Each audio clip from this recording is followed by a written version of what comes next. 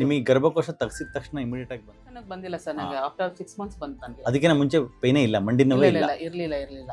ಅದಾದ್ಮೇಲೆ ಬಂತು. ಆಕ್ಸಿಡೆಂಟ್ ಆದ್ಮೇಲೆ ತುಂಬಾ ಬಿದ್ದೋಗಿದೆ. ನಂಗೆ ವಾಶ್ರೂಮ್ ಕೂತ್ಕೊಳ್ಳೋಕೆ ಕಷ್ಟ ಆಗ್ತಾ ಇತ್ತು. ನಮ್ದು ಮನೆ 4th ಫ್ಲೋರ್, ಮೇಲೆ ಹತ್ತಕ್ಕಾಗ್ತಿಲ್ಲ, ಇಳಿಯಕ್ ಆಗ್ತಿಲ್ಲ. ಅದಾದ್ಮೇಲೆ ನಾನು ತೋರಿಸ್ದೆ, ಎಕ್ಸ್ರೇ ಎಲ್ಲ ತೆಗಿಸ್ದೆ. ಅವರು ಸಿವಿಯರ್ ಪ್ರಾಬ್ಲಮ್ ಅಂದ್ಬಿಟ್ರು. ಒಂದ್ ನಾರ್ಮಲ್ ಹೋಗೋತ್ರ ಫಾಸ್ಟ್ ಆಗಿ ಬಂದ್ರೆ ಎಲ್ಲಿ ಬಿದ್ದೋಗ್ ತುರಾಡ್ತಿದ್ದೆ, ನಡ್ಕೊಂಡು ಹೋಗ್ತಿದ್ದೆ. ಸ್ಲೋ ಆಗಿ ಹೋದ್ರೆ ಅಂದ್ರೆ ಆ ಕಡೆ ಈ ಕಡೆ ಹೋದಂಗ ಆಗೋದು, ಎಲ್ಲಿ ಬಿದ್ದೋಗ್ತೀನೋ ಬೀಳ್ತಿರ್ಲಿಲ್ಲ. ಬಟ್ ಆ ತರ ನನ್ಗೆ ಇತ್ತು. ಈಗ ನಾರ್ಮಲ್ ಸ್ಟೇಜ್ ಅಲ್ಲಿ ಇದ್ದೀನಿ ಸರ್. ನಾನು ಫಸ್ಟ್ ಟೈಮ್ಗೆ ನಾನು ಎಷ್ಟು ಒಂದು 80% ಹುಷಾರಾದೆ. ಫಸ್ಟ್ ಟೈಮ್ ಕರೆಕ್ಟ್ ಒಂದು ವಿಡಿಯೋ ಮಾಡಿದ್ದೆ ನಿಮ್ದು. ಹೌದೌದು, ಆ ವಿಡಿಯೋ ನೋಡ್ಕೊಂಡು ಮೊನ್ನೆ ಲಾಸ್ಟ್ ವೀಕ್ ಯಾರೋ ಬೇರೆ ಕಡೆಯಿಂದ ಫೋನ್ ಮಾಡಿದ್ರು ನನಗೆ. ನಾನು ನಿಮ್ ಕಡೆಯವ್ರು ತುಂಬಾ ಜನ ಬಂದಿದಾರ ಸರ್ ಅಂದೆ.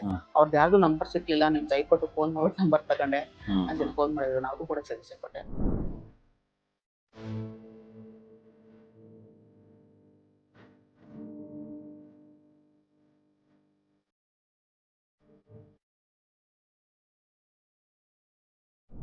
ಪರಿಚಯ ಮಾಡ್ಕೊಡ್ರಿ. ನನ್ನ ಲೀಲಾ ಅಂತ ಹೇಳಿ, ನಾನು ಬ್ಯಾಂಗ್ಳೂರ್ ಹೈಕೋರ್ಟ್ ಅಡ್ವೊಕೇಟ್. ಈಗ ಹೆಬ್ಬಾಳ sub division office advocate notary ಮತ್ತೆ ಡಾಕ್ಯುಮೆಂಟ್ ಕೆಲಸ ಮಾಡ್ತಾ ಇದ್ದೀನಿ. ಸೊ ನನ್ಗೆ ತುಂಬಾ ಪೇನ್ ಇತ್ತು. ತುಂಬಾ ಅಂದ್ರೆ ನನ್ ವಾಕ್ ಮಾಡಕ್ಕೆ ಕಷ್ಟ ಆಗ್ತಾ ಇತ್ತು, ನಡೆಯಕ್ಕೆ ಕಷ್ಟ ಆಗ್ತಿತ್ತು, ಭಾರ ಎತ್ತಕ್ ಆಗ್ತಿರ್ಲಿಲ್ಲ, ತುಂಬಾ ಸ್ಲೋ ಆಗಿ ಹೋಗ್ತಿದ್ದೆ. ನಾನು ಒಂದ್ ಬ್ಯಾಗ್ ಕೂಡ ಹಿಡ್ಕೊಂಡು ಹೋಗಕ್ ಆಗ್ತಿಲ್ಲ, ಆ ಸ್ಥಿತಿಲಿದ್ದೆ ನಾನು. ಇವಾಗ ಚೆನ್ನಾಗಿ ಫಾಸ್ಟ್ ಆಗಿ ಓಡಾಡ್ತೀನಿ, ವಾಕ್ ಮಾಡ್ತೀನಿ, ಎಕ್ಸರ್ಸೈಸ್ ಮಾಡ್ತೀನಿ. ಎಷ್ಟು ಫಾಸ್ಟ್ ಅಂದ್ರೆ ನಂಗೆ ಬೇರೆಯವರು ನೋಡಿದ್ರೆ ಒಂದು 70-80 ಇಯರ್ಸ್ ಹೋಗ್ತಾರಲ್ಲ, ಅಷ್ಟು ನಂಗೆ ನಡೆಯಕ್ ಆಗ್ತಿರ್ಲಿಲ್ಲ. ಅವರು ನನ್ಗಿಂತ ಫಾಸ್ಟ್ ಹೋಗಿ ನನ್ಗೆ ಆಗ್ತಿಲ್ವಲ್ಲ, 70-80 ವರ್ಷದವರು ನಡೆಯೋತ ಆಗ್ತಾ ಇರ್ಲಿಲ್ಲ, ಹಂಗಾಗ್ಬಿಟ್ಟಿತ್ತು. ಈಗ ನಾನು ಎಗೇನ್ ಬ್ಯಾಕ್ ಹೋಗಿದ್ದೀನಿ. ನಾನು ಮೊದ್ಲಿನ ತರ 10-12 ರೌಂಡ್ ಹಾಕಿದ್ರು ನನ್ಗೇನು ಅನ್ಸಲ್ಲ, ಇನ್ನು ಮಾಡ್ಬೇಕು ಅನ್ಸ್ತದೆ. ಎಕ್ಸರ್ಸೈಸ್ ಮಾಡ್ತೀನಿ 1 hour. ನಾನು ತುಂಬಾ ಫಿಟ್ನೆಸ್ ಎಕ್ಸರ್ಸೈಸ್, ಯೋಗ ಎಲ್ಲ ಮಾಡ್ತೀನಿ. ಇಲ್ಲೂ ಕೆಲವರು ನನ್ಗೆ ಇಲ್ಲೂ ಅದ್ಮೇಲೆ ಫ್ರೆಂಡ್ಸ್ ಆದ್ರು ಕೆಲವರು, ಅವ್ರಿಗೆಲ್ಲ ಹೇಳ್ಕೊಟ್ಟಿದೀನಿ. ಅವರು ಮಾಡಿ ತುಂಬಾ ಖುಷಿ ಪಡ್ತಾ ಇದಾರೆ. ಪ್ರೇಮ ಅಂತಲ್ಲಿ ಇದಾರೆ, ಅವ್ರದ್ದು 24 ಏನೇ ಇದೆ ಸೀರಿಯಲ್ ನಂಬರ್. ಅವರು ಮೇಡಮ್ ಅದ್ ಮಾಡಿದ್ಮೇಲೆ ಇನ್ನ ಚೆನ್ನಾಗಿದ್ದೀನಿ ಮೇಡಮ್, ಚೆನ್ನಾಗಿ ತುಂಬಾ ಕಷ್ಟ ಆಗ್ತದೆ, ತುಂಬಾ ಚೆನ್ನಾಗಿದ್ದೀನಿ ಅಂತ. ಅದ ಎಕ್ಸರ್ಸೈಸ್ ಎಲ್ಲ ಸ್ವಲ್ಪ ತೋರ್ಸ್ಕೊಟ್ಟೆ. ಇದೆಲ್ಲ ಮಾಡಿ ಡೈಲಿ ಮೆಡಿಸಿನ್ ಜೊತೆಗೆ ಅದನ್ನು ಮಾಡಿ, ಬಾಡಿ ಫ್ರೀ ಆಗುತ್ತೆ, ಇಡೀ ದಿನ ಫ್ರೆಶ್ ಆಗ್ತೀರಾ ಅಂತ. ಅದನ್ನೆಲ್ಲ ಮಾಡ್ತಾರಂತ ಅವರು. ಪಾಪ ಚೆನ್ನಾಗಿದೆ ಅಂತ ಫೋನ್ ಮಾಡಿ ಹೇಳ್ತಾ ಇದಾರೆ ಅವರು, ತುಂಬಾ ಚೆನ್ನಾಗಿದೆ ಅಂತ. ಈಗ ಚೆನ್ನಾಗಿದ್ದೀನಿ ಸರ್, ಆರಾಮಾಗಿದ್ದೀನಿ, ಏನ್ ತೊಂದ್ರೆ ಇಲ್ಲ. ಹೆಂಗ್ ಸ್ಟಾರ್ಟ್ ಆಯ್ತು ಮೇಡಮ್ ನಾವು ಫಸ್ಟ್? ಸರ್ ನನ್ಗೆ ಅದೇ ಗರ್ಭಕೋಶ ತೆಗೆಸಿದ್ಮೇಲೆ ಒಂದ್ 6 ಮಂತ್ ಚೆನ್ನಾಗೇ ಇದೆ. ಅದಾದ್ಮೇಲೆ ನಂಗೆ ಇದು ವೆಯ್ಟ್ ಲಾಸ್ ಜಾಸ್ತಿ ಆಗ್ಬಿಟ್ಟಿದೆ. 89 kgs ಆಗೋದೆ ಕೊರೋನಾ ಟೈಮ್. ಆಮೇಲೆ ಹಂಗಂಗು ನೀವು ಹೇಳಿದ್ನಲ್ಲ, ಒಂದ್ ಲಾಸ್ಟ್ ಟೈಮ್ ಹಾಮಿವೆ ಇದು ತಗೊಂಡು ಸ್ವಲ್ಪ ವೆಯ್ಟ್ ಲಾಸ್ ಮಾಡ್ಕೊಂಡೆ, ಹೋಗಿದ್ದೆ, ಅಲ್ಲೂ ಸ್ವಲ್ಪ ತಗೊಂಡಿದ್ದೆ. ಹಂಗಾಗಿ ಆಮೇಲೆ ಒಂದ್ 77 kg ಅಲ್ಲಿ ತನಕ ಬಂದೆ. ಇವಾಗ ಬಂದಾಗ ಇಲ್ಲಿ 77 ಇದೆ. ಈಗ 2 kg ಅಷ್ಟೇ ಕಡಿಮೆ ಆಗಿದೆ. ಅಂದ್ರೆ ನಾನು ಡಯಟ್ ಹಾಗೆ ಇದ್ದೀನಿ. ಜ್ಯೂಸ್ ಎಲ್ಲ ಕುಡಿಯಕ್ಕಾಗ್ಲಿಲ್ಲ, ಕೋಲ್ಡ್ ಆಗೋಯ್ತು ನನಗೆ. ಸ್ವಲ್ಪ ಜ್ವರ, ಕಾಫ್, ಚಳಿ ಟೈಮಲ್ಲಿ ಸ್ವಲ್ಪ ಜಾಸ್ತಿ ಆಗೋಯ್ತು ನನಗೆ. ಸೊ ಹಾಗಾಗಿ ಜ್ಯೂಸ್ ಎಲ್ಲ ಸ್ಟಾಪ್ ಮಾಡಿದ್ದೀನಿ. ಈಗ ನೆಕ್ಸ್ಟ್ ಮಂಡೇ ಅಂತ ತಗೊಳ್ಳೋಣ ಅನ್ಕೊಂಡಿದ್ದೀನಿ. ನಲ್ಲಿಕಾಯಿ ಜ್ಯೂಸ್ ತಗೋತಾ ಇದ್ದೀನಿ ಅಷ್ಟೇ. ಬಟ್ ನಿಮಗೆ ಗರ್ಭಕೋಶ ತೆಗ್ಸಿದ ತಕ್ಷಣ ಇಮಿಡಿಯೇಟ್ ಆಗಿ ಬಂತಾ ಅಥವಾ ಅದು ಒಂದು ತಕ್ಷಣಕ್ಕೆ ಬಂದಿಲ್ಲ ಸರ್, ನನಗೆ ಆಫ್ಟರ್ 6 ಮಂತ್ಸ್ ಬಂತು ನನಗೆ. ಅದಕ್ಕಿಂತ ಮುಂಚೆ ಪೈನೇ ಇಲ್ಲ, ಮಂಡಿ ನೋವೇ ಇಲ್ಲ? ಇರ್ಲಿಲ್ಲ. ಅದಾದ್ಮೇಲೆ ಬಂತು. ಅದಾದ್ಮೇಲೆ ನಾನು ತೋರಿಸ್ದೆ, ಎಕ್ಸ್ರೇ ಎಲ್ಲ ತೆಗಿಸ್ದೆ. ಅವರು ಸಿವಿಯರ್ ಪ್ರಾಬ್ಲಮ್ ಅಂದ್ಬಿಟ್ರು. ಅಂದ್ರೆ ಅವ್ರೇನು ಆಪರೇಷನ್ ತರ ಏನು ಹೇಳಿಲ್ಲ, ಮಾತ್ರೆಗಳು ಬರ್ಕೊಟ್ರು. ಬಟ್ ನಂಗೆ ಸ್ವಲ್ಪ ಭಯ ಆಗಿ ಎಲ್ಲ ಇಂಗ್ಲಿಷ್ ಮೆಡಿಸಿನ್ ಏನಪ್ಪ ಇಷ್ಟೊಂದು ಮಾತ್ರೆ ಕೊಟ್ಟಲ್ಲ ಅಂತ ತಗೊಳ್ಳೇ ಇಲ್ಲ, ಬಿಟ್ಟೆ ನಾನು. ಹಾಗೆ ಆಮೇಲೆ ನಾನು ಅವರು ಒಮೆಗಾ 3 ಅದೆಲ್ಲ ಡಯಟ್ ಮಾಡಿಸಿದ್ದೆಲ್ಲ ಮಾಡಿದ್ಮೇಲೆ ನಾನು ಚೆನ್ನಾಗದೆ. ಅಗೇನ್ ಸ್ವಲ್ಪ ದಿವಸ ಬಿಟ್ಟು ಅದನ್ನು ಬಿಟ್ಟೆ, ಒಂದು 3 ಮಂತ್ಸ್ ಮಾಡಿದೆ ಅದು. ಆಮೇಲೆ ಸ್ವಲ್ಪ ಆಕ್ಸಿಡೆಂಟ್ ಆಯ್ತು, ಮತ್ತೆ ಪೇನ್ ಎಲ್ಲ ಆಯ್ತು. ಸಮ್ರಾಜ್ ಅವ್ರ ಹತ್ರ ಹೋದೆ, ಅಲ್ಲಿ ಎಲ್ಲ ತಗೊಂಡು ಸ್ವಲ್ಪ ಚೆನ್ನಾಗಿದೆ. ಅಂದ್ರೆ ಆಕ್ಸಿಡೆಂಟ್ ಮುಂಚಿತ ಹೋಗಿದೆ. ಆಕ್ಸಿಡೆಂಟ್ ಆದ್ಮೇಲೆ ತುಂಬಾ ಬಿದ್ದೋಗ್ಬಿಟ್ಟೆ ನಾನು. ತುಂಬಾ ಅಂದ್ರೆ ನಂಗೆ ನಡೆಯ ಒದೇ ಹೊಟ್ಟೋಗ್ತಿತ್ತು. ನಂಗೆ ವಾಶ್ರೂಮ್ ಕೂತ್ಕೊಳ್ಳೋಕೆ ಕಷ್ಟ ಆಗ್ತಾ ಇತ್ತು. ಒಂದ್ ಬ್ಯಾಗ್ ಹಿಡ್ಕೊಂಡು ಇಲ್ಲಿಂದ ಅಷ್ಟು ದೂರ ಹೋಗಕ್ ಆಗ್ತಿದ್ರು. ನಮ್ದು ಮನೆ 4th ಫ್ಲೋರ್, ಮೇಲೆ ಹತ್ತಕ್ ಆಗ್ತಿಲ್ಲ, ಇಳಿಯಕ್ ಆಗ್ತಿಲ್ಲ. ಅದ್ರಲ್ಲೂ ನಾನು ಬಿಡ್ತಿರ್ಲಿಲ್ಲ. ಕಷ್ಟಪಟ್ಟು ಕೆಲ್ಸಕ್ಕೆ ಹೋಗ್ತಿದ್ದೆ, ಆಫೀಸ್ಗೆ ಹೋಗೋದು. ನಂದು 2 ಆಫೀಸ್ ಇದೆ, ಅಡ್ವೊಕೇಟ್ 2 ಕಡೆನೂ ಅಡ್ಡಾಡ್ಬೇಕು. ಆದ್ರೂ ಕೂಡ ಹೋಗ್ತೀವಿ. 10 days ಮನೇಲಿದೆ. ಆಮೇಲೆ ಆದ್ರೂ ಕೂಡ ಆಫೀಸ್ಗೆ ಹೋಗೋದು ಬರೋದು, ಅಂದ್ರೆ ಯಾವ್ದು ಫಾಸ್ಟ್ ಆಗಿ ಆಗ್ತಿಲ್ಲ, ತುಂಬಾ ಸ್ಲೋ ಆಗಿ ಹೋಗೋದು ಬರೋದು. ಆಟೋ ಹೇಳ್ಕೊಂಡು ಮನೆಗೆ ಬರೋಷ್ಟಲ್ಲಿ ನನಗೆ ಸ್ವಲ್ಪ ದೂರ ಮೇನ್ ರೋಡಲ್ಲಿ ಹೇಳ್ಕೊಂಡು ಒಳಗಡೆ ಬರೋಷ್ಟಲ್ಲಿ ಆಗ್ತಾ ಇರಲಿಲ್ಲ. ಅಷ್ಟು ನನಗೆ ತುಂಬಾ ಕಷ್ಟ. ಈಗ ಆರಾಮಾಗಿ ಹೋಗ್ತೀನಿ. ಒಂದ್ ನಾರ್ಮಲ್ ಹೋಗೋತ್ರ ಫಾಸ್ಟ್ ಆಗಿ ಬಂದ್ರೆ ಎಲ್ಲಿ ತುರಾಡ್ತಿದ್ದೆ, ನಡ್ಕೊಂಡು ಹೋಗ್ತಿದ್ದೆ. ಸ್ಲೋ ಆಗಿ ಹೋದ್ರೆ ಅಂದ್ರೆ ಆ ಕಡೆ ಈ ಕಡೆ ಹೋದಂಗ ಆಗೋದು, ಎಲ್ಲಿ ಬಿದ್ದೋಗ್ತೀನೋ ಅನ್ನೋ ತರ ಬೀಳ್ತಿರ್ಲಿಲ್ಲ. ಬಟ್ ಆ ತರ ನನ್ಗೆ ಇತ್ತು. ಈಗ ನಾರ್ಮಲ್ ಸ್ಟೇಜ್ ಅಲ್ಲಿ ಇದ್ದೀನಿ ಸರ್. ನಮ್ಮ ಹಾಸ್ಪಿಟಲ್ ಬಗ್ಗೆ ಹೆಂಗ್ ಗೊತ್ತಾಯ್ತು ನಿಮ್ಗೆ? ಸರ್ ನಾನು ಯೂಟ್ಯೂಬ್ ಅಲ್ಲಿ ನೋಡ್ಕೊಂಡು ಬಂದೆ. ಯೂಟ್ಯೂಬ್ ಅಲ್ಲಿ ನೋಡಿದ್ರೆ ಸುಮಾರು ವಿಡಿಯೋಸ್ ಎಲ್ಲ ನೋಡಿದೆ. ನೋಡ್ಬಿಟ್ಟು ನೋಡೋಣ, ಟ್ರೈ ಮಾಡೋಣ, ನನ್ಗೊಂದು ಸ್ಯಾಟಿಸ್ಫ್ಯಾಕ್ಷನ್, ಖುಷಿ ಆಯ್ತು. ಸೊ ನನ್ಗೆ ಒಂದು ನಂಬಿಕೆ ಬಂತು. ಆಮೇಲೆ ನಾನು ಬಂದಿದ್ದು. ನಾನು ಫಸ್ಟ್ ಟೈಮ್ಗೆ ನಾನು ಎಷ್ಟು ಒಂದು 80% ಹುಷಾರಾದೆ. ಫಸ್ಟ್ ಟೈಮ್ ಕರೆಕ್ಟ್ ಒಂದು ವಿಡಿಯೋ ಮಾಡಿದ್ದೆ ನಿಮ್ದು. ಹೌದೌದು, ಆ ವಿಡಿಯೋ ನೋಡ್ಕೊಂಡು ಮೊನ್ನೆ ಲಾಸ್ಟ್ ವೀಕ್ ಯಾರೋ ಈ ಬೇರೆ ಕಡೆಯಿಂದ ಫೋನ್ ಮಾಡಿದ್ರು ನನ್ಗೆ. ಫೋನ್ ಮಾಡ್ಬಿಟ್ಟು, ಮೇಡಮ್ ಅವ್ರು ಎಲ್ಲಾರ್ದು ಯಾರ್ದು ನಂಬರ್ ಸಿಗ್ಲಿಲ್ಲ ಅವ್ರಿಗೆ. ನಂದು ವಿಡಿಯೋ ನೋಡ್ಕೊಂಡು ಅಡ್ವೊಕೇಟ್ ಅದೆಲ್ಲ ಹೈಕೋರ್ಟ್ ಫೋನ್ ಮಾಡಿ ಅಲ್ಲಿಂದ ನನ್ನ ಫೋನ್ ನಂಬರ್ ತಗೊಂಡು, ಹೆಂಗಿದೆ ಮೇಡಮ್, ಯಾವ ತರ ಏನು ನಿಮ್ಗೆ, ನನ್ಗೆ ಯಾರು ನಮ್ ಮುಜ್ಜಾಪುರಿಂದ ಫೋನ್. ಇಲ್ಲ ಸರ್ ತುಂಬಾ ಚೆನ್ನಾಗಿದೆ, ಹೋಗಿ ನಾನು ಹಂಗೆ ಅನ್ಕೊಂಡು ನಾನು ಯೂಟ್ಯೂಬ್ ನೋಡ್ಕೊಂಡೆ ಹೋಗಿದ್ದು. ನಾನು ಆರಾಮಾಗಿ ಚೆನ್ನಾಗಿದೆ ನೋಡಿ ಅಂದಿಲ್ಲ. ನಾನು ಹೋಗ್ಬೇಕು ಅಂತಿದ್ದೀನಿ ಮೇಡಮ್, ನಾನು ನೀರಾವರಿಯಲ್ಲಿ ಬೆರಳಚ್ಚುಗಾರರು. ಸೊ ಹಂಗಾಗಿ ನನ್ಗೆ ಪೈನ್ ಇದೆ ಮೇಡಮ್, ನಿಮ್ ವಿಡಿಯೋ ನೋಡಿದೆ, ಯಾರ್ದು ನಮ್ಮವ್ರದ್ದು ಇಲ್ಲಿ ನಾನೇಂದ ನಿಮ್ ಕಡೆ ತುಂಬಾ ಜನ ಬಂದಿದಾರ ಸರ್ ಅಂದೆ. ಅವ್ರದ್ದು ಯಾರ್ದು ನಂಬರ್ ಸಿಕ್ಲಿಲ್ಲ, ನಿಮ್ ಕೈ ಕೊಟ್ಟು ಫೋನ್ ಮಾಡ್ಬಿಟ್ಟು ನಂಬರ್ ತಗೊಂಡೆ ಅಂತ ಫೋನ್ ಮಾಡಿದ್ರು. ನಾವು ಕೂಡ ಸಜೆಷನ್ ಕೊಟ್ಟೆ. ಅದನ್ನ ನನ್ನ ಹಿಂದೆ 4 ಜನ ಬಂದಿದ್ದಾರೆ. ಸ್ಟಾಫ್ ನರ್ಸ್ ಅಂತ ಹೇಳಿದ್ರು ನನ್ನ ಫ್ರೆಂಡ್, ಅವ್ರು ಒಂದ್ ಸತಿಗೆ ಒಂದೇ ಇಂಜೆಕ್ಷನ್ ಚೆನ್ನಾಗ್ ಆಗ್ಬಿಟ್ಟಾರೆ. ಅವರು ಏನೋ ಮದ್ವೆಲ್ ಬಿಸಿ ಇದ್ದಾರೆ, ನೆಕ್ಸ್ಟ್ ಬರ್ತಾರಂತೆ. ಅವ್ರ ತಮ್ಮನ್ ಕರ್ಕೊಂಡ್ ಬಂದ್ರು, ಅವ್ರಿಗೆ ಆಪರೇಷನ್ ಮಾಡ್ಬೇಕು ಅಂತ ಹೇಳಿದ್ರು. ಅವ್ರಿಗೂ ಕೂಡ ಅವರು ಚೆನ್ನಾಗಿದ್ದಾರೆ.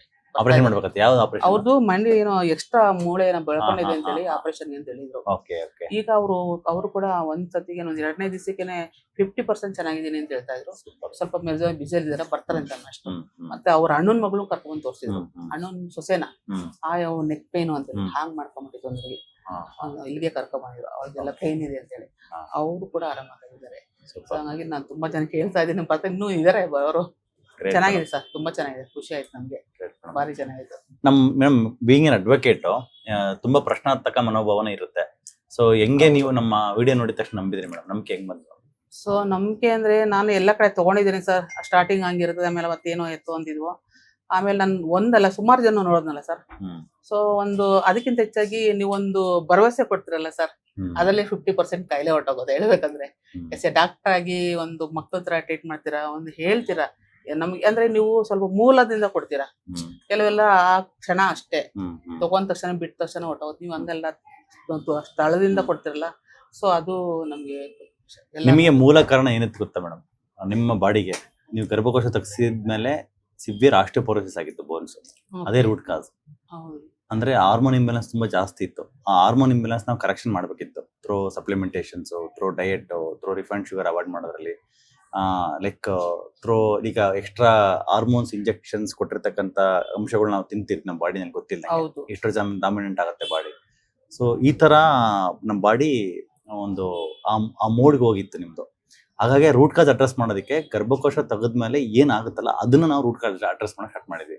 ಬಟ್ ನಿಮ್ಗೆ ಇಷ್ಟು ಫಾಸ್ಟ್ ರಿಸಲ್ಟ್ ಬರುತ್ತೆ ಅಂತ ನಮಗೆ ಆಕ್ಚುಲಿ ಅಷ್ಟೊಂದು ಕಾನ್ಫಿಡೆನ್ಸ್ ಇರಲಿಲ್ಲ. ಬಿಕಾಸ್ ಹಿಸ್ಟೆಕ್ಟಮಿ ಮಾಡಿದ್ಮೇಲೆ ಸ್ವಲ್ಪ ಟೈಮ್ ತಗೊಳ್ತಾರೆ ಅವ್ರ ಬಾಡಿನ ಟೈಮ್ ತಗೋ. ಯಾಕಂದ್ರೆ ಹಾರ್ಮೋನ್ ಇಂಬ್ಯಾಲೆನ್ಸ್ ಇಲ್ಲಿವರೆಗೂ ಹೋಗಿರೋದು ನೀಟಾಗಿ ಬಂದ್ಬಿಟ್ಟು ಕರೆಕ್ಷನ್ ಆಗಿರ್ಬೇಕು. ಕರೆಕ್ಷನ್ ಆದ್ಮೇಲೆ ಬಾಡಿ ರೆಸ್ಪಾನ್ಸ್ ಮಾಡಕ್ ಸ್ಟಾರ್ಟ್ ಮಾಡುತ್ತೆ. ಹೊಸ ಸೆಲ್ಸ್ ಆಸ್ಟಿಯೋಬ್ಲಾಸ್ಟ್ ಬಾಡಿಲಿ ಉತ್ಪತ್ತಿ ಆಗಬೇಕು, ಬೋನ್ ಗಟ್ಟಿ ಆಗಬೇಕು, ಬೋನ್ ವೆಯ್ಟ್ ಬರಬೇಕು, ಕಾರ್ಟಿಲೇಜ್ ರೀಜನರೇಷನ್ ಆಗಿ ಸಪೋರ್ಟ್ ಮಾಡ್ಬೇಕು ಬಾಡಿ. ಸೊ ಇದೆಲ್ಲ ನಾವು ನಿಮ್ಮ ಬಾಡಿನಲ್ಲಿ ಕರೆಕ್ಷನ್ ಮಾಡಬೇಕಿತ್ತು.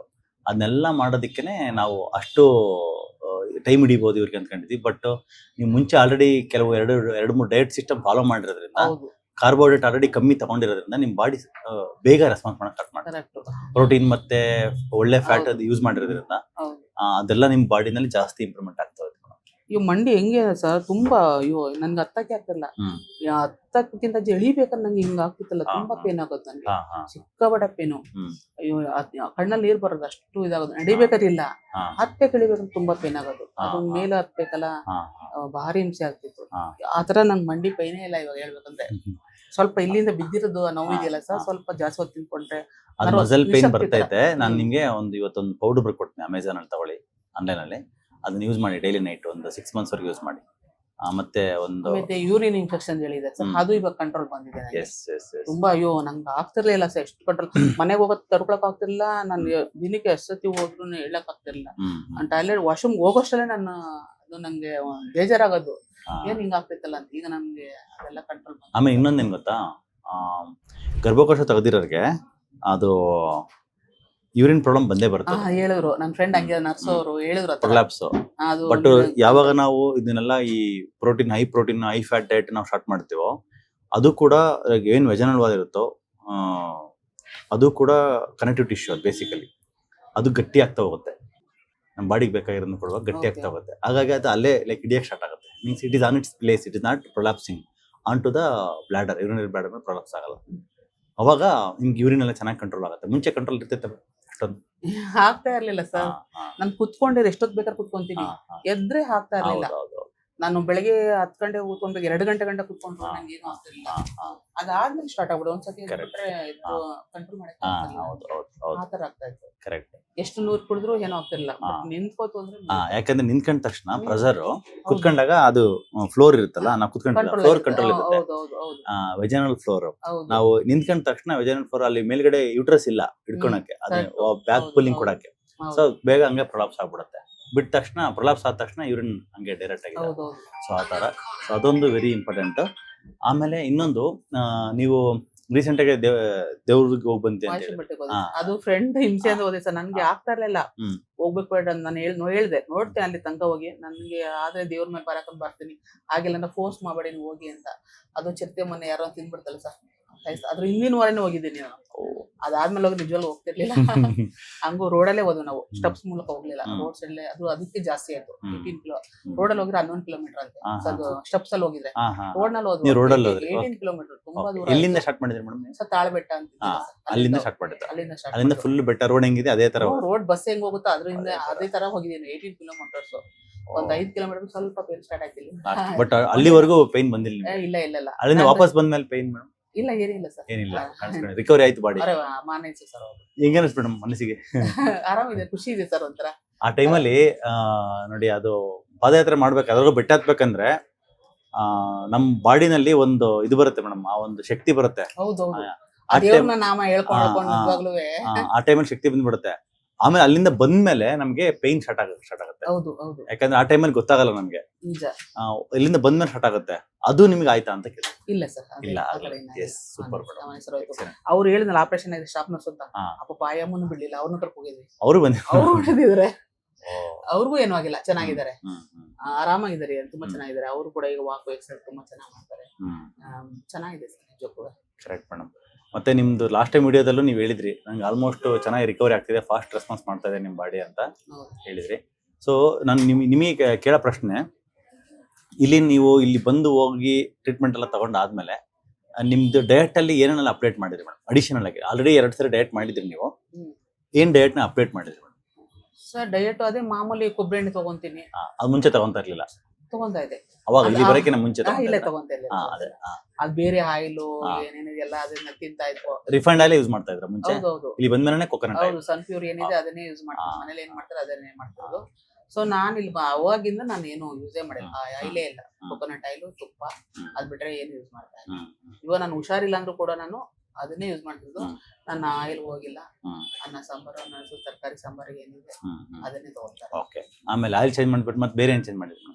ಆಯಿಲ್ ಚೇಂಜ್ ಮಾಡಿದೆ, ಮತ್ತೆ ರವೆ ಬಿಟ್ಟೆ ಸರ್. ಮೀನ್ ರವೆ ಬಿಟ್ಟೆ, ಮೀನ್ ಜಾಸ್ತಿ ರವೆ ತಿಂತಿದ್ದೆ. ಡಯಟ್ ನೆಲ್ಲ ನಾನು ಬೆಳಿಗ್ಗೆ ಟಿಫನ್ ಅಲ್ಲಿ ಬರೀ ಅದೇನೆ, ರೊಟ್ಟಿ, ರವೆ ದೋಸೆ ಅಥವಾ ಉಪ್ಪಿಟ್ಟು, ಆತರ. ಯಾರು ಹೇಳಿದ್ರು ರವೆ ಯೂಸ್ ಮಾಡಕ್ಕೆ?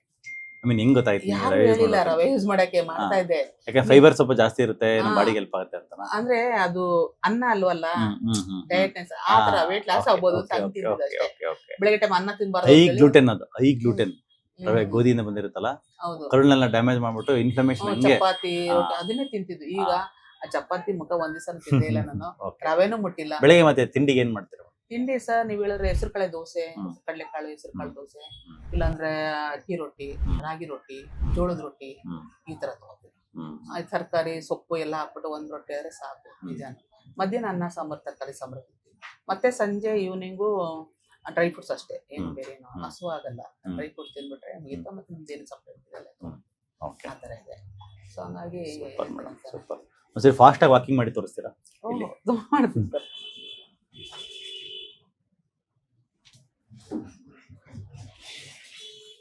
ಜಾಗಿಂಗ್ ಮಾಡ್ತೀರಾ? ಮಾಡ್ತೀನಿ ಸರ್.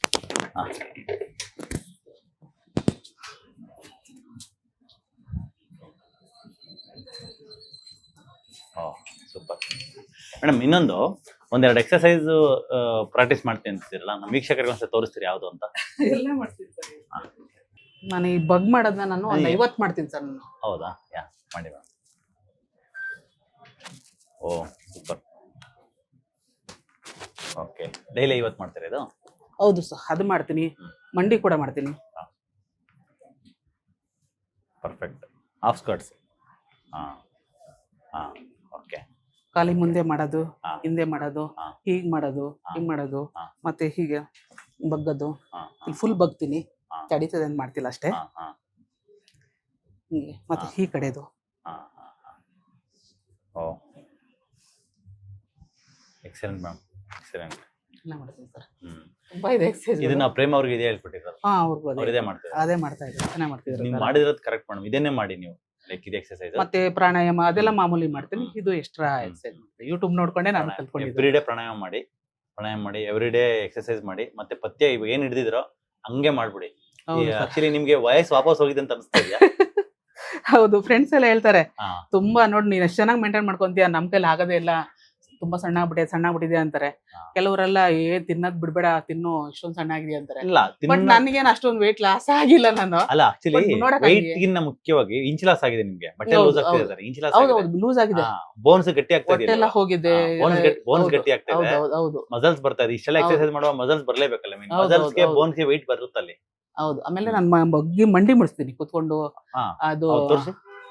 ಗೋಮುಖಾಸನ ಹಾ, ಅದೆಲ್ಲ ಹಾ, ಮಾಡ್ತೀನಿ ಹಾ, ಸರ್. ಹಾ.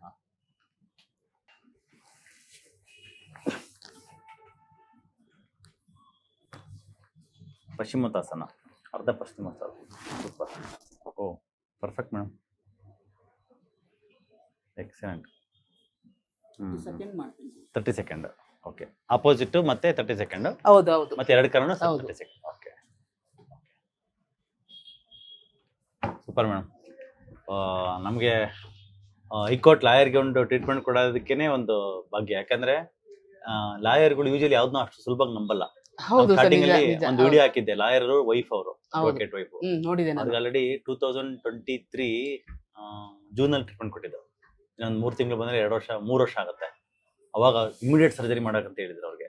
ಇವಾಗ ಸರ್ಜರಿ ಎಲ್ಲ ಬಿಟ್ಟು ಕಂಪ್ಲೀಟ್ ಆರಾಮಾಗಿದ್ದಾರೆ. ಸರ್ಜರಿ ಆರಾಮಾಗಿದ್ದಾರೆ. ಇದೇ ತರ ಲೈಫ್ ಸ್ಟೈಲ್ ಫಾಲೋ ಮಾಡ್ತಾರೆ. ಲಾಯರ್ ಕೂಡ ಚೆನ್ನಾಗಿದ್ದಾರೆ. ಮುನ್ರಾಜು ಅಂತ ಲಾಯರು. ನೋಡಿದ್ದೆ ನಾನು, ವಿಡಿಯೋ ವಿಡಿಯೋ ನೋಡಿದ್ದೆ. ನೋಡಿದ್ರೆ ಮೇಡಮ್. ಸೊ ಅದೇ ತರನೇ ಅವರು ಆಮೇಲೆ ಎಷ್ಟೋ ಲಾಯರ್ಗಳಿಗೆ ಟ್ರೀಟ್ಮೆಂಟ್ ಕೊಟ್ಟಿದ್ದೀವಿ ನಾವು.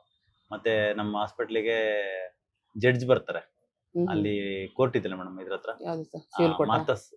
ಅದು ಇದು ಕಾರ್ಪೊರೇಷನ್ ಹತ್ರ, corporation magistrate court. Magistrate court. ಅದರಲ್ಲಿರೋ ಒಂದಿಬ್ರು 3 ಜಡ್ಜ್ಗಳು ಬರ್ತಾರೆ. ಓಕೆ.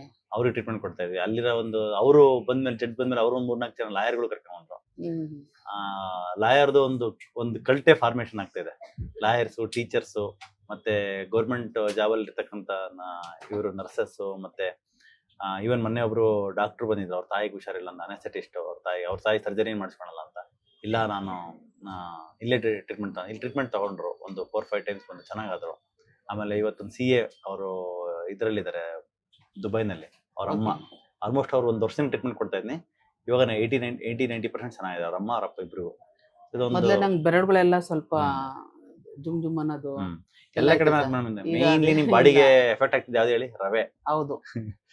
ಆಮೇಲೆ ನನ್ ಕೊಲೆಸ್ಟ್ರಾಲ್ ಇತ್ತು ಸರ್. ಕೊಲೆಸ್ಟ್ರಾಲ್ ನಂಗೆ ಮಾತ್ರೆ ತಗೊಂಡಿರ್ಲಿಲ್ಲ, ಇದುವರೆಗೂ ಒಂದ್ಸತಿ ತಗೊಂಡಿರಲ್ಲ. ಹೀಗೆ ಹೋಗಿದ್ಯೇನೋ ನಂಗೆ ಆಬ್ವಿಯಸ್ಲಿ ನೆಕ್ಸ್ಟ್ ಟೈಮ್ ಬರೋ ಟೆಸ್ಟ್ ಮಾಡಿಸ್ಕೊಂಡು ಬನ್ನಿ. ಲಾಸ್ಟ್ ಒಂದು ಬ್ಲಡ್ ಏನೋ ಕೊಟ್ಟಿದ್ರು, ಟೆಸ್ಟ್ ಮಾಡ್ತಿದ್ರು. ಮಾಡಿದ್ರ ಅಂದ್ರೆ ಹೌದಾ ಕೊಟ್ಟಿದ್ರು, ಈಗ ಗೊತ್ತಿಲ್ಲ. ಇಲ್ಲೇ ಮಾಡ್ಸಿದ್ರು ಒಂದು blood test. Everything is normal. Liver normal ಆಗಿದೆ, ಕೊಲೆಸ್ಟ್ರಾಲ್ ನಾರ್ಮಲ್ ಆಗಿದೆ, ಅಬ್ಸಲ್ಯೂಟ್ಲಿ ಫೈನ್. 142 ಟ್ರೈಗ್ಲಿಸರೈಡ್ಸ್. 300 ಮೇಲಿತ್ತು ಸರ್. ಮೇಡಮ್ ನಮ್ ದೇಹಕ್ಕೆ ಏನ್ ಬೇಕೋ ಅದನ್ನ ಕೊಟ್ರೆ ನಮ್ ದೇಹ ಎಷ್ಟು ಚೆನ್ನಾಗಿ ನಮ್ ಕೋಪರೇಟ್ ಮಾಡುತ್ತಂದ್ರೆ, ನೀವ್ ಏನ್ ಬೇಕಾದ್ರೆ ಕೆಲಸ ಮಾಡಿಪ್ಪ, ನಾನು ನಿನ್ ಜೊತೆಗೆ ಇರ್ತೀನಿ ಅನ್ನತ್ತೆ. ನಮ್ ದೇಹಕ್ಕೆ ಆಪೋಸಿಟ್ ಕೊಟ್ವಿ ಅಂದ್ರೆ ಅದೆಲ್ಲ ಉಲ್ಟಾ ಪಲ್ಟಾ ಮಾಡಕ್ ತುಂಬಾ ಖುಷಿ ಆಗುತ್ತೆ ಸರ್, ನಿಜ ಹೇಳ್ಬೇಕಂದ್ರೆ. ನೀವು ಇಷ್ಟು ಸಣ್ಣ ಏಜ್ನಲ್ಲೇ ಎಷ್ಟು ಕೇರ್ ತಗೊಂಡು ಜವಾಬ್ದಾರಿ ತಗೊಂಡು, ಇದೆಲ್ಲ ಸುಮ್ಮನೆ ಅಲ್ಲ ಸರ್. ಒಂದ್ ಸ್ವಲ್ಪ ಹೆಚ್ಚು ಕಡಿಮೆ ಕೆಟ್ಟ ಹೆಸರು ಹಾಳಾಗ್ಬಿಡ್ತದೆ. ಅದ್ರಲ್ಲೂ ಅಷ್ಟು ಧೈರ್ಯದಿಂದ ಎಷ್ಟು ಜನ ಬರ್ತಾರೆ, ದಿನ ಎಷ್ಟು ಲಕ್ಷಾಂತರ ಜನ ಬರ್ತಾರೆ, ಸಾವಿರಾರು ಜನ ಬರ್ತಾರೆ, ಎಷ್ಟು ರಶ್ ಇರ್ತದೆ. ಅಂತದೆಲ್ಲ ಅಷ್ಟು ಕೇರ್ ತಗೊಂಡು ಎಲ್ಲರದು ಒಬ್ಬೊಬ್ರದ್ದು ಒಂದೊಂದ್ ತರ ಕಾಯಿಲೆ ಇರ್ತದೆ. ಅಷ್ಟು ಧೈರ್ಯದಿಂದ ಎಲ್ಲರಿಗೂ ಟ್ರೀಟ್ಮೆಂಟ್ ಕೊಟ್ಟು ಅವ್ರು ಹುಷಾರಾಗ್ತಾರೋ ಬಿಡ್ತಾರೋ, ಆದ್ರೂ ಯಾವ್ದು ಇದ್ ಮಾಡ್ತಿದಿಲ್ಲ. ಭಾರಿ ಖುಷಿ ಆಗುತ್ತೆ. ದೇವ್ರು ಕೊಟ್ಟಿರೋ ಒಂದು ಶಕ್ತಿ ಮೇಡಮ್, ನಾವು ಮಾಡ್ಬೇಕಷ್ಟೇ. ನಾನು ತುಂಬಾ ಜನಕ್ಕೆ ರೋಗಿಗಳು ದೇವ್ರ ಸಮಾನ ಇದ್ದಂಗೆ. ಸೇವೆ ಮಾಡಕ್ ಭಾಗ್ಯ ಸಿಗದೆ ನಂಗೆ. ಎಸ್ಪೆಷಲಿ ನೋವು ಇರೋರು, ಶುಗರ್ ಇದೆಯಾ, ಅದಿದ್ಯಾ, ಏನೋ ಒಂದಿದ್ಯಾ, ಹೆಂಗೋ ಒಂದ್ ಮಾತ್ರೆ ಹೆಚ್ಚು ಕಮ್ಮಿ ತಗೊಂಡ್ಬಿಟ್ಟಂಗೆ ಮ್ಯಾನೇಜ್ ಮಾಡ್ಕೊಂಡು ಬಿಡ್ತದೆ. ಅದ್ರಲ್ಲಿ ಎಸ್ಪೆಷಲಿ ನೋವಿರೋರಿಗೆ ನಿಮಗೆ ಗೊತ್ತಲ್ಲ ಮೇಡಮ್, ಹೌದು ಸರ್, ತಡಿಯಕ್ಕಾಗಲ್ಲ. ಅಯ್ಯೋ ಯಾರ ಕೈಲಾಗುತ್ತೆ ಸರ್. ನಾವು ಮನುಷ್ಯನಿಗೆ ಏನಿದ್ರು ನೋವು ನಾ ತರಬಾರ್ದು ಅಂತ ಹೇಳ್ತಾರೆ. ಪ್ರೇಮ ಅವ್ರು ಹೇಳ್ತಿದ್ರು, ಪಾಪ ನನ್ಗೆಲ್ಲ ಆಗ್ತಿರ್ಲಿಲ್ಲ ಮೇಡಮ್, ನಡಿಯಕ್ಕೆ ಆಗ್ತಿರ್ಲಿಲ್ಲ ಮೇಡಮ್, ಆ ಸ್ಟೇಜ್ ನಲ್ಲಿ ಇದ್ದೆ ನಾನು. ಇವಾಗ ಒಬ್ಬರೇ ಬರ್ತೀನಿ, ತುಮಕೂರಿಂದ ಬರ್ತಾರಲ್ಲ ನೋಡಿ ಲೇಡಿ, ತುಂಬಾ ಖುಷಿ ಪಡ್ತಾ ಇದ್ರು. ಚೆನ್ನಾಗಿದ್ದೀನಿ ಈಗ 95, ಅವರು 95% ಹುಷಾರಾಗಿದ್ದೀನಿ, ಸ್ವಲ್ಪ ಇದೆ ಮೇಡಮ್ ಅಂತ ಹೇಳ್ತಾ ಇದ್ರು. ಚೆನ್ನಾಗಿ ನಮ್ಮ ಯೂಟ್ಯೂಬ್ ನೋಡೋಂತವ್ರಿಗೆ ಏನ್ ಹೇಳಕ್ ಇಷ್ಟಪಡ್ತೀರಿ ಕೊನೆಯದಾಗಿ? ನಂಬಿಕೆ ಇಡಿ ಡಾಕ್ಟರ್ ಮೇಲೆ ಲಾಯರ್ ಮೇಲೆ ಯಾರ ಮೇಲೆ ಇರೋ ಓಪನ್ ಆಗಿ ಹೇಳ್ಕೊಬೇಕು, ಜೊತೆಗೆ ಸತ್ಯ ಹೇಳ್ಕೊಬೇಕು, ನಂಬಿಕೆ ಇಡ್ಬೇಕು ಮೇನ್ ಅದು. ಸೊ ಹಂಗಾಗಿ ತುಂಬಾ ಚೆನ್ನಾಗಿದೆ, ಬನ್ನಿ ಟ್ರೀಟ್ಮೆಂಟ್ ತಗೊಳ್ಳಿ, ಏನೇನೋ ಇದ್ರಲ್ಲಿ ಹೋಗುತ್ತೆ. ನಂಬಿಕೆ ಇಟ್ಕೊಂಡು ಕರೆಕ್ಟ್ ಆಗಿ ಫಾಲೋ ಅಪ್ ಮಾಡ್ಕೊಂಡು ಹೋದ್ರೆ ಆಗುತ್ತೆ. ಒಂದ್ಸತಿ ತಗೊಂಡು ಸುಮ್ ಬಿಟ್ಬಿಟ್ರೆ ಅಯ್ಯೋ ಬಿಡೋ ಏನಾಯ್ತು ಏನು ಆಗ್ಲೇ ಇಲ್ಲ ಅನ್ಬಾರ್ದು. ಸೊ ರೆಗ್ಯುಲರ್ ತಗೋಬೇಕು. ಏನಿದೆ ಕೋರ್ಸ್ ಕಂಪ್ಲೀಟ್ ಆಗಿ ಮುಗಿಸಿದ್ರೆ ಖಂಡಿತ ಒಳ್ಳೇದು. ರೂಟ್ ಕಾಸ್ ಅಡ್ರೆಸ್ ಆಗ್ಬೇಕಂದ್ರೆ it will take some time. ಸುಮ್ಮನೆ ಮೇಲೆ ಸಿಂಪ್ಟಮ್ಯಾಟಿಕ್ ಟ್ರೀಟ್ಮೆಂಟ್ ಮಾಡೋದಕ್ಕೆ ಏನ್ ಅದಂಗ್ ಬಟ್ ಲೈಫ್ ಟೈಮ್ ಬರೀ ಸಿಂಪ್ಟಮ್ಯಾಟಿಕ್ ಆಗ್ಬಿಡುತ್ತೆ. ಹೌದು ಅದಂಗೆ ಮತ್ತೆ ಒಳಗಡೆ ಕಾಯಿಲೆ ಒಳಗಡೆ ಕಾಯಿಲೆನೂ ಜಾಸ್ತಿ ಆಗುತ್ತೆ, ಹೌದು ಹೊರಗಡೆ ಸಿಂಪ್ಟಮ್ಸ್ ಹಂಗೆ ಕಂಟಿನ್ಯೂ ಆಗುತ್ತೆ. ಇದೇ ತರ ನಾವು ರೂಟ್ ಕಾಸ್ ಅಡ್ರೆಸ್ ಮಾಡ್ಕೊಂಡು ಪತ್ತೆ ಇದೇ ತರ ಪತ್ತೆ ಲೈಫ್ ಟೈಮ್ ಮಾಡಕ್ಕೆ ಇಷ್ಟ ಇದೆ ಮೇಡಮ್ ನಿಮ್ಗೆ? ಖಂಡಿತ ಸರ್, ಅಯ್ಯೋ ಬಿಡೋದಿಲ್ಲ, ನಾನು ಮಾಡ್ತೀನಿ. ಇದೇ ತರ ಪತ್ತೆ ಲೈಫ್ ಟೈಮ್ ಮಾಡಿ ಅದು ಹಾರ್ಮೋನ್ಸ್ ಕ್ರೀಮ್ ಅದೆಲ್ಲ ಸ್ವಲ್ಪ ದಿನ ಬರ್ಕೊಡ್ತೀನಿ. ವರ್ಷಕ್ಕೊಂದು 3 ತಿಂಗಳು 4 ತಿಂಗಳು ತಗೊಳ್ಳಿ ಅದನ್ನ hormone supplement. Every year 3 months ಅದನ್ನ ಅದರ ತಗೊಳ್ಳಿ. ಕ್ರೀಮ್ ಆರಿನ ಸ್ವಲ್ಪ ಅಬ್ಸಾರ್ಪ್ಷನ್ ಚೆನ್ನಾಗಿರುತ್ತೆ. ಯಾವ್ದಾರು ಯೂಸ್ ಮಾಡಿ ತೊಂದ್ರೆ ಇಲ್ಲ, ಮಣ್ಣಿ ಚೆನ್ನಾಗಿ. ಈಗ ಇನ್ನ ಇದೆ 1 ತಿಂಗಳು ಆಗುತ್ತೆ ಅದು. ಖಾಲಿ ಆದ್ಮೇಲೆ ಇವಾಗ ನಿಲ್ಲಿಸ್ಬಿಡಿ, ಮತ್ತೆ ನೆಕ್ಸ್ಟ್ ಇಯರ್ ಸ್ಟಾರ್ಟ್ ಮಾಡಿ. ಮತ್ತೆ ಕ್ರೀಮ್ ಏನ್ ಬೇಡ, ಮಾತ್ರ ಸೆಟ್ ಆಗಿದೆ. ನೆಕ್ಸ್ಟ್ ಇಯರ್ ಆದ್ಮೇಲೆ ಮತ್ತೆ ಅದೇ ಮಾತ್ರ ತರಿಸೋದು, ಅದು ಪ್ರೆಗ್ನೆಂಟ್ ತರ್ಸಿ 1 ವರ್ಷ ತಗೊಳೋದು, ಅಲ್ಲ 3 ತಿಂಗಳು ತಗೊಳೋದು. ಅದಿಲ್ಲ ಅಂದ್ರೆ ಕ್ರೀಮ್ ಏನ್ ಬೇಡ, ಮಾತ್ರನೇ ತಗೊಳ್ಳಿ ಬೆಸ್ಟ್. ನಿಮ್ ಮಾತ್ರ ಸೆಟ್ ಆಗಿದೆ, ಮಾತ್ರನೇ ತಗೊಳ್ಳಿ, ಕ್ರೀಮ್ ಏನ್ ಬೇಡ. ಓಕೆನಾ? Thank you madam.